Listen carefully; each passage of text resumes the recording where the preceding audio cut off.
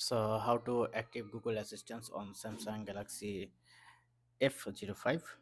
Open your setting and make sure you are sign in with your Google account or Samsung account. If you don't have, just sign into your account and then go to Google, and from here select all services, search assistance and voice, and then you can see voice assistance available here. If you don't see here, then other setting or general setting, you able to see Google Assistance. Press on Google Assistance, and then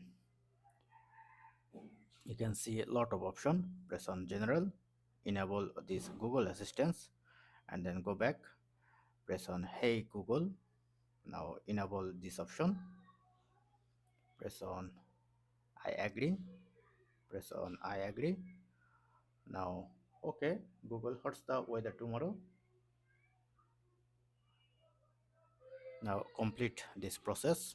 Once complete, then press on next. So not now, I need to set up it later. Now if you press on this icon, take a screenshot. Sure, taking a screenshot. Okay, that's it. Tell me a joke. Why does a duck have tail feathers? To cover its Thank butt you, flaps. have a good day.